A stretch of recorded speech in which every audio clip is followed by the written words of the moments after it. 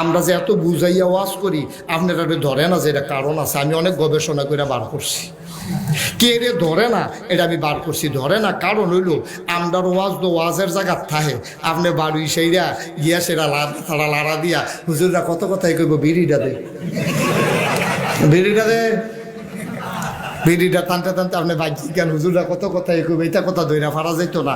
আসল কথা হইল বিনা উডিতে যদি একটা লোক মারা যাইতো 15-20 দিন কবরও থাইকা এরপরে যদি আইতে পারতো, আইয়া সেটা বিনা উলি বাজার পাঞ্জাবিটা খুললে যদি দেখাইতে পারতো, চাষটা করে ঢোলা ধরলা চামড়াটা উল্টাই লেছে চা।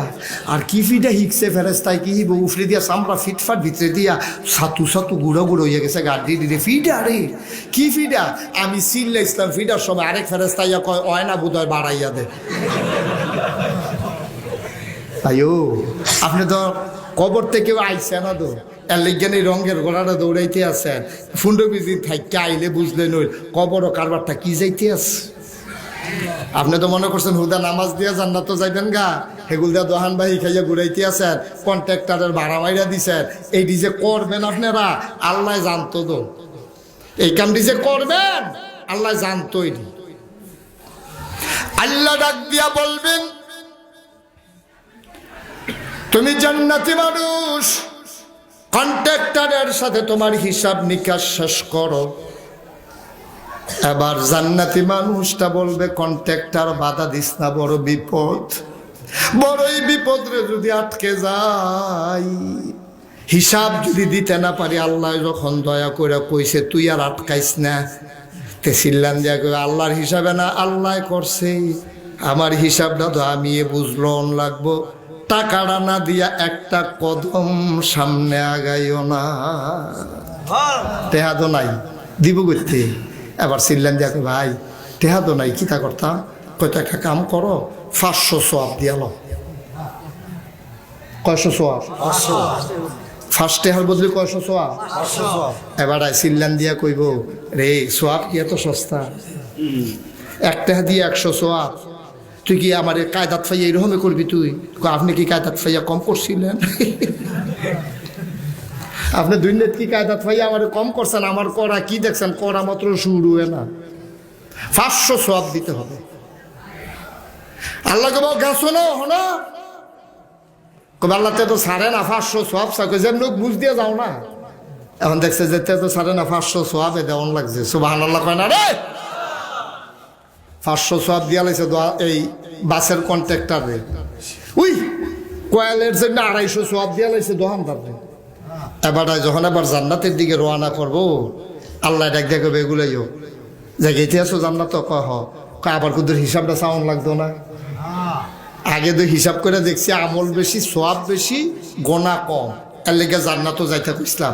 ওখান যে 750 সোয়াব 2 জায়গা দিয়া লাইছে, ওখান তো আবার কুদুর হিসাবটা নতুন করে লাড়া দেওয়ান লাগে।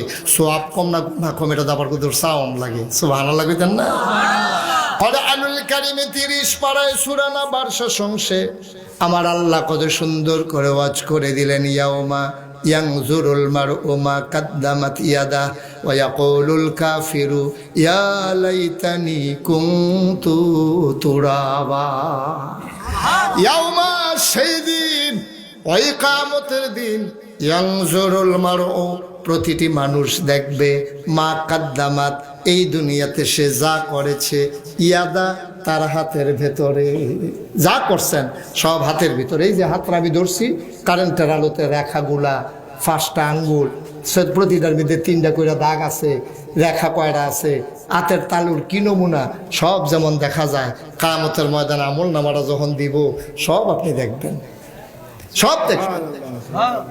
দেখবো যে আমল নামাত নামাজ নাই। আল্লাহ কইব কিরে বিনাউটি নিবাসী আব্দুল কুদ্দুস দাঁড়াও, কেউ যদি কুদ্দুস থাকেন রাগ হইয়েন না, এটা একটা উদাহরণ। আবার নিকালকা কইয়েন দিলেও তোমার এগুলো দাঁড় করাই দেবো কিয়ামতের ময়দান, দেখলে ডাক দিয়ে তার সাতানের দরকার নাই। এটা হলো একটা উদাহরণ দিতে আছে। আব্দুল কুদ্দুস তুমি দাঁড়াও, আব্দুল কুদ্দুস দাঁড়াইব, পরে আমল নামার 1 কপি চলে যাবে আল্লাহর কাছে, আরেক কপি চলে যাবে আব্দুল কুদ্দুসের হাতে। মুসলমান, এই মায়াটা আল্লাহ রাব্বুল আলামিন 99 ভাগ স্বয়ং আল্লাহ তার নিজের জন্য রেখে দিলেন। 1 ভাগের 100 ভাগের 1 ভাগ 18,000 মাখলুকাতকে দান করলেন। তারপরেও যদি মায়ের মনে, গাভীর মনে এমন মায়া লাগে রে, যে আল্লাহ 99 ভাগ মায়া নিজের জন্য রেখে দিলেন।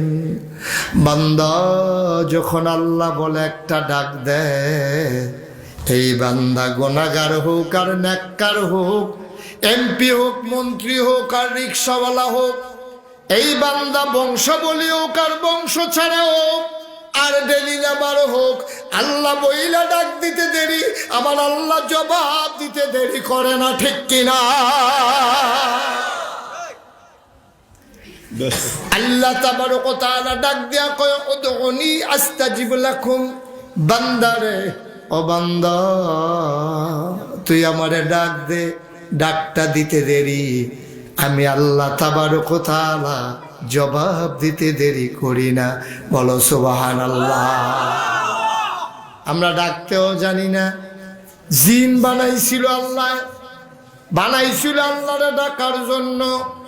আল্লাহ যেই পথ দেখাই দিছে এই পথে চলার জন্য, জিনেরা শুরু করলো মারামারি, কাটাকাটি, ঝগড়া, বিবাদ। আল্লাহ বড় রাগ করলেন। আল্লাহর একদল পুলিশ আছে, বাংলাদেশে যেমন পুলিশ আছে। সুবহানাল্লাহ বলবেন না?